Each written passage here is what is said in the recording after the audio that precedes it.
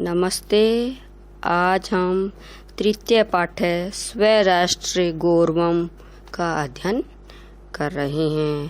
पाठ परिचय। अस्माकं चिन्तने राष्ट्रस्य अवधारणा अति प्राचीना विद्यते। वेदेष्वपि आराष्ट्रे राजन्यः यजुर्वेदः। वयं राष्ट्रे जागृयाम यजुर्वेदः। अहम राष्ट्रीय संगमनि वसूनां ऋग्वेदः इत्यादिषु बहुषु मंत्रेषु राष्ट्रशब्दस्य प्रयोगेन एतत् स्पष्टम् अस्ति। अस्मदीया राष्ट्रसंबंधिनी अवधारणा अर्वाचीना पश्चिमा च आगता इति ये मन्यन्ते ते तु वस्तुतः भ्रान्ता सन्ति। हमारे चिंतन में राष्ट्र की अवधारणा अति प्राचीन है। वेदों में भी आराष्ट्र राजन्य है। राष्ट्र में क्षत्रिय यजुर्वेद। वयम राष्ट्रे जागृयामः। हम राष्ट्र में जागृत रहें यजुर्वेद। अहम राष्ट्रीय सगमनि वसूनाम। मैं वाग्देवी जगदीश्वरी और धन प्रदात्री हूँ ऋग्वेद इत्यादि बहुत से मंत्रों में राष्ट्र शब्द के प्रयोग से यह स्पष्ट होता है। हमारी राष्ट्र संबंधी अवधारणा पश्चिम से आई है, ऐसा जो मानते हैं वे तो वास्तव में भ्रांत है। अस्माकम् इदं भारतवर्षम् एकं चिरपुरातनं सनातनं च राष्ट्रं वर्तते। हमारा ये भारतवर्ष है, ये बहुत पुराने समय से सनातन धर्म का राष्ट्र है। किंत्वम अत्र ऋषिभिः मुनिभिः कविभिः तत्त्वचिन्तनकै च केवलं भौतिकं भौगोलिकं राजनीतिकं च घटकमेव राष्ट्रमिति न एव मतम्। राष्ट्रमिति यद् उच्यते तद्र एकं चेतनं सांस्कृतिकं घटकं मतम्। वयम् इदं राष्ट्रदेवं मन्यामहे। एतद् वे भारत अस्माकं दृष्टौ न कश्चित् मृत्पिण्डो वा भूखण्डो वा विद्यते, अपि तु मातृभूमिरस्ति।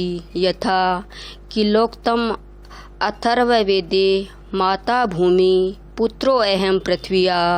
ऋग्वेदो अपि कथितम् अस्ति पृथ्वी माता द्युमय पिता। हमारा यह भारतवर्ष बहुत दिन से पुराना और सनातन राष्ट्र है, किंतु यहाँ ऋषियों मुनियों कवियों और तत्वज्ञों द्वारा केवल भौतिक भौगोलिक और राजनीतिक घटक को ही राष्ट्र नहीं माना है।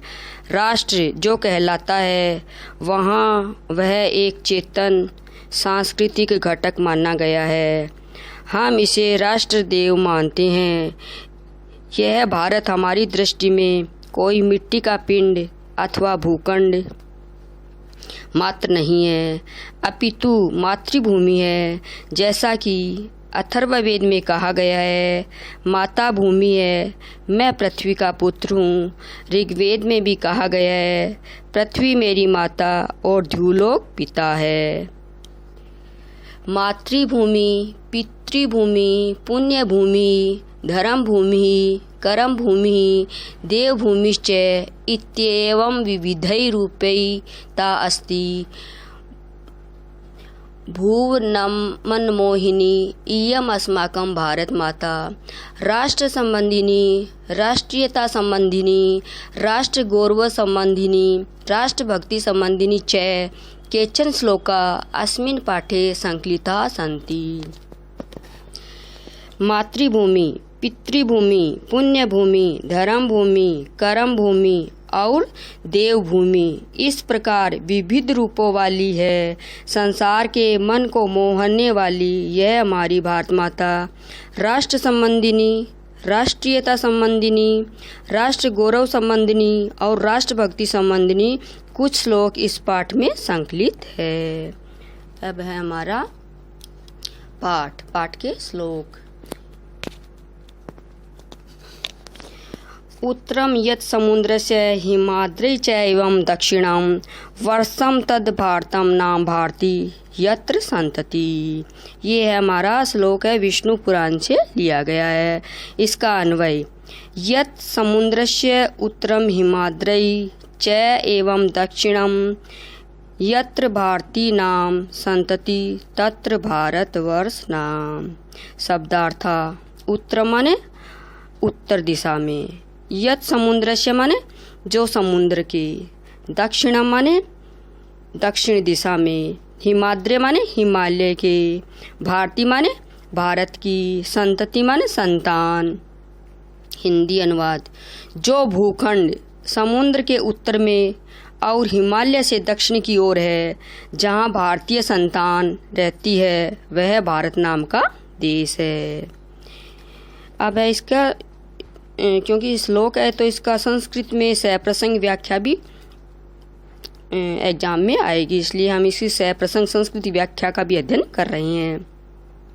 तो संस्कृत व्याख्या होती है, उसमें सबसे पहले होता है प्रसंग, फिर होती है व्याख्या, फिर होता है व्याकरणिक बिंदु है। तो सबसे पहले हमारा सप्रसंग यानी प्रसंग, अर्थात ये श्लोक कहाँ से लिया गया है, कौन, उसके बारे में थोड़ा सा अध्ययन करना है।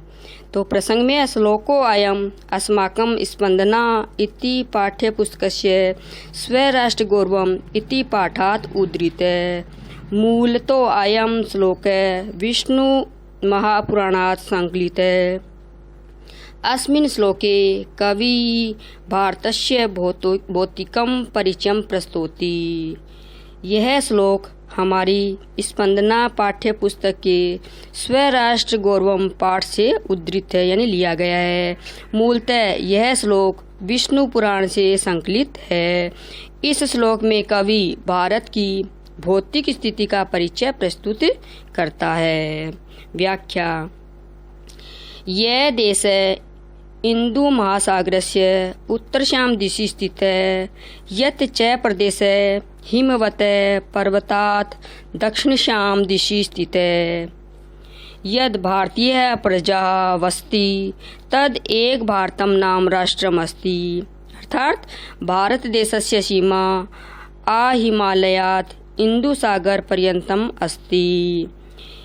यह देश इंदु यानी हिंद महासागर के उत्तर दिशा में स्थित है और यह देश हिमालय पर्वत से दक्षिण दिशा में स्थित है, जो भारतीय प्रजा रहती है, यानी जहाँ पे ये भारतीय लोग रहते हैं, वह एक भारत नाम का राष्ट्र है। अर्थात भारत देश की सीमा हिमालय से हिंद महासागर तक है। अर्थात सबसे पहले इस श्लोक में भारत देश है वो कहाँ स्थित है, उसकी भौगोलिक स्थिति कहाँ तक है, उसके बारे में बताया गया है। व्याकरणिक बिंदु यानी व्याकरण के शब्द है। बिंदु का हिमाद्री, हिमाद्री का है हिमस्य आद्रे, षष्ठी तत्पुरुष है इसमें। तद भारतम, इसका संधि विच्छेद है, तत् प्लस भारतम, इसमें हल संधि है। संतति सम उपसर्ग है, तन धातु है और कितिन प्रत्यय है। ये हमारा एक श्लोक हुआ है। अब है हमारा दूसरा श्लोक। हिमालयात् समारभ्य यावद् इंदु सरोवरम तम देव निर्मितम देशम हिंदुस्थानम प्रचक्षते। ये श्लोक लिया गया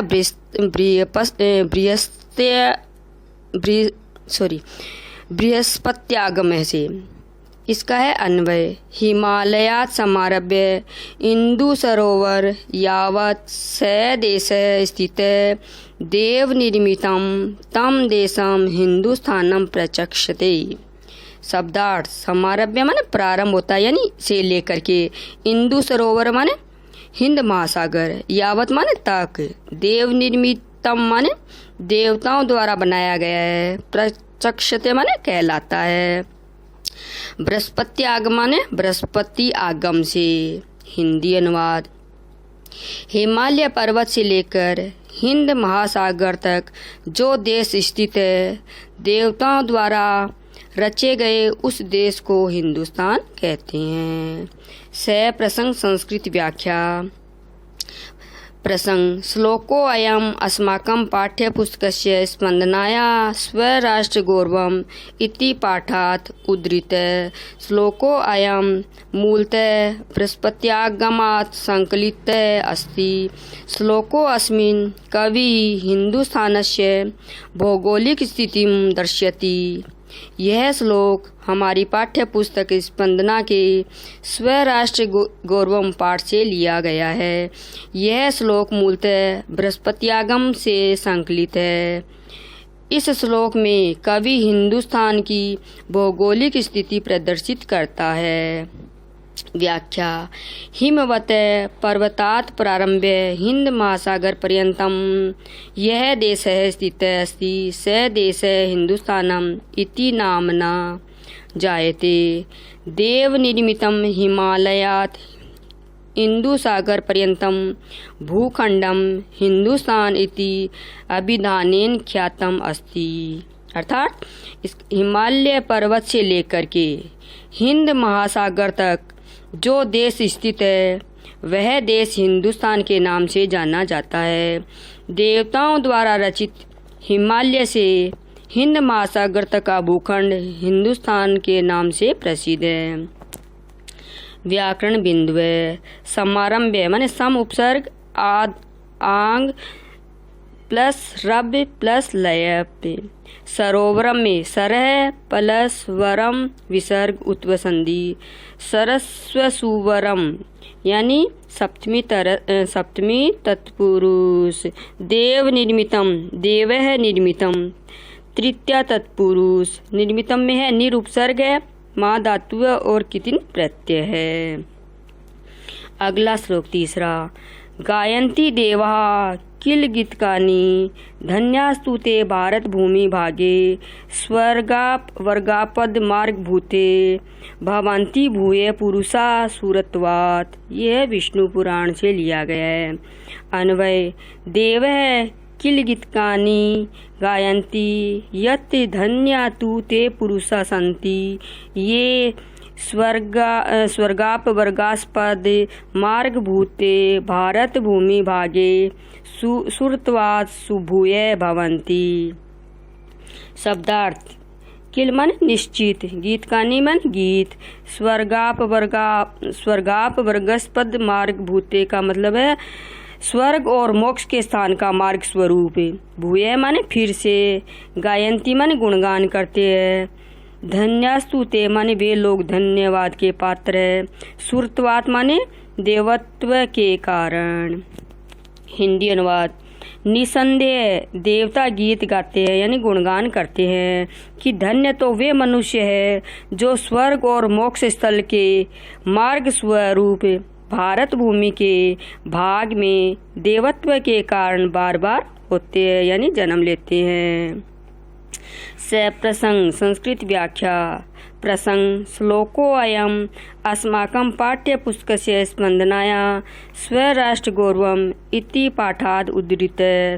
श्लोकोऽयं मूलतः विष्णुपुराणात् सङ्कलितः अस्ति। श्लोके अस्मिन् कवि भारतभूमेः महतां वर्णयति।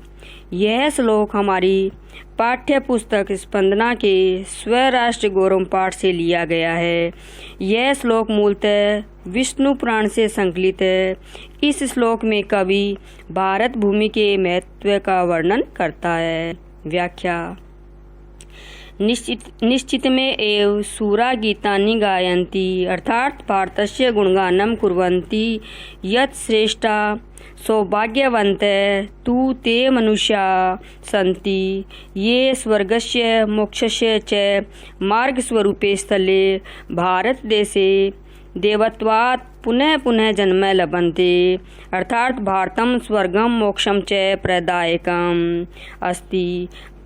अत्र धन्यजना एव जन्म लभन्ते। निश्चित ही देवगण गीत गाते हैं अर्थात भारत का गुणगान करते हैं कि श्रेष्ठ या धन्य सौभाग्यशाली तो वे लोग हैं जो स्वर्ग और मोक्ष के मार्ग स्वरूप स्थल भारत देश में बार बार अपने देवत्व अर्थात अपने पुण्यों के कारण जन्म ग्रहण करते हैं अर्थात भारत स्वर्ग और मोक्ष प्रदान करने वाला है।